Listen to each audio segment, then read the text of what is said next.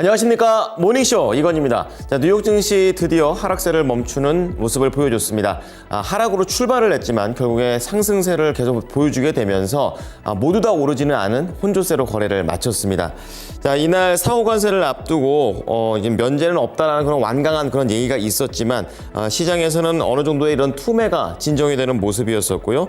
그래도 상호관세를 앞뒀기 때문에 짙은 관망세 중심의 배당주 중심의 상승세가 좀 나왔다는 부분이 되겠습니다. 자, 그러한 가운데 오늘 모닝쇼를 통해서 시장을 한눈에 좀 바라보면서 오늘 어떻게 또 접근을 해봐야 될지 알아보도록 하겠습니다. 자, 첫 번째 헤드라인은요, 상호관세를 이제 곧 발표할 것으로 얘기가 나오고 있는데요. 예외 없이 한다라는 그런 내용이고요. 그리고 국제유가가 이러한 상호관세에다가 그리고 러시아에 대한 그런 정유 압박을 어제 좀 말씀드린 바 있는데 이제 이런 것들을 반영을 하게 되면서 시차적으로 3% 급등했습니다. 자, 그리고 이렇게 관세가 요동을 치게 되면서 전반적으로 미국의 성장률 쪽에서도 그렇게 좋지 않은 시그널들이 잡히고 있습니다.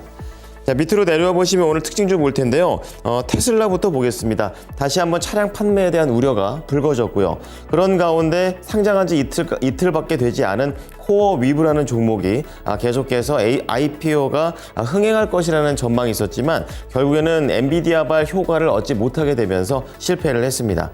자, 그런 가운데 애플 같은 경우에는요, 이 독과점 소식이 있지만 M7 기업들이 하도 독과점 관련된 내용들이 많았었기 때문에 시장에서는 악재로 받아들이지 않았습니다. 마지막으로 모더나는 개별적인 악재 속에서 이날 흔들리는 모습이었습니다. 자, 오른쪽으로 넘어와 보시면 오늘 보셔야 될 뉴스 6가지 준비를 했는데요. 첫 번째는 이제 어제부터 시작이 된 공매도가 되겠습니다. 국내 증시가 그야말로 크게 한번 타격을 입는 그런 흐름을 좀 보여줬습니다. 세부적인 내용들을 짚어보고요. 자, 오늘은 6가지 소식 중에 2가지가 한화 관련된 내용인데요. 그 중에 하나가 지분과 관련된 그런 내용입니다. 이제는 세대 교체에 거의 다 막바지에 접어든 한화에 대한 얘기들 알아보도록 하겠고요. 실적과 관련해서는 롯데 호텔과 관련돼서 결국에는 적자 전환을 하게 되면서 부진한 흐름을 이어갔다는 내용입니다. 자, 밑으로 내려와 보시면 오늘 모닝 리포트 준비되어 있습니다. 첫 번째는 불닭볶음면으로 유명한 삼양식품이 되겠는데요. 숨고르기가 끝났다라는 내용입니다. 계속해서 회자가 되는 그런 모습을 보여줬지만 잠시 동안 좀 쉬어가는 부분들도 있었었는데요. 관련해가지고 모멘텀이 부서졌다거나 훼손된 건 없었습니다. 다시 한번 반등의 기회를 노려봅니다. 자, 그런 가운데 건설주 중에서는 현대건설이 목표가가 상향 조정이 됐습니다. 다시 한번 가치를 재평가받아야 된다라는 그런 얘기와 함께 이날은 건축에 대한 부분들도 있었지만 주로 원전에 대한 모멘텀을 짚어줍니다. 자, 그리고 최근에 크보빵이라는 얘기 말씀드리게 되면서 SPC 삼립에 대한 얘기를 드렸는데요. 이 삼립을 계속해서 야구인이 캐리하고 있다, 그런 내용이 나오게 되면서 여전히 매력적인 밸류를 갖고 있다는 얘기도 언급하고 있습니다. 자, 뉴욕 증시 3대 지수 체크를 해보겠습니다. 초반에는 안 좋게 출발을 했지만 가파르게 좀 회복을 하게 되면서 이날 혼조로 거래를 마쳤고요. 특히 다우지수가 긍정적이었습니다. 1%의 상승세를 보였고 나스닥이 0.1%의 약보합, 그리고 S&P 500은 0.5% 상승세를 보여줬습니다. 딱 4거래일 만에 하락세가 진정이 된 것이고요. 관세에 대한 부분들은 계속 언급이 되고 있는 가운데 시장에서는 조금 더 신중하게 지켜보자라는 관점이었습니다. 자, 그렇지만 증시 전체적으로 봤었을 때는 1분기에만 나스닥이 1%나 하락을 하게 되면서 지난 2020년 이후 최악의 흐름을 보이고 있습니다. 헤드라인 보겠습니다. 첫 번째 헤드라인은 상호 관세가 되겠습니다. 트럼프 대통령이 현지 시간으로 4월 2일 백악관에서 국가별 상호 관세 정책을 발표할 예정이라고 백악관 대변인이 31일 밝혔습니다.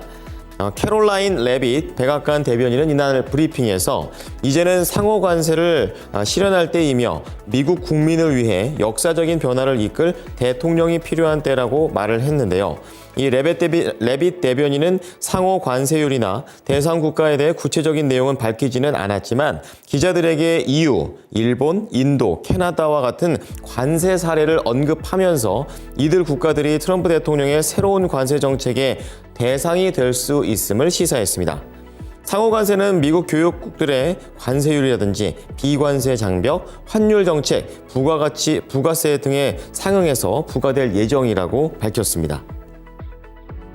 자, 두 번째는 이 관세 때문에 그리고 러시아에 대한 내용들 때문에 급등했던 유가 내용을 보겠습니다. WTI가 3%, 브렌트유가 1.5% 오르게 되면서 강세를 띄었었는데요. 이날 유가의 강세는 상호 관세가 일부 윤곽을 드러내게 되면서 위험 선호 심리가 일부 개선된 것으로 풀이가 됐습니다. 그리고 여기에 더해서 트럼프 대통령이 러시아를 겨냥해서 우크라이나 전쟁 휴전에 협력하지 않을 경우 러시아산 원유를 구매하는 국가에 대해 25에서 최대 50% 관세를 부과할 것이라고 경고한 점도 공급 압박 우려를 자극하며 물가를 밀어 올렸다라는 평가입니다. 관련해서 UBS 쪽에서는 당장은 트럼프 대통령이 관세를 부과할 계획이 없다고 말했지만 앞으로 공급 위험이 커질 수 있다라고 우려를 내놨습니다. 자, 그런 가운데 미국의 성장률에 대한 부분들도 약간 어둡게 나오고 있는 상황인데요. 자세히 보겠습니다. 올해 1분기 빠른 속도로 둔화했을 것이라는 그런 전망이 나오고 있습니다. CNBC에 따르면 CNBC가 이제 경제학자 14명을 상대로 조사를 했는데요. 1분기 미국의 실질 국내 총 생산은 직전 분기 대비 연율 0.3% 증가할 것으로 예상했습니다.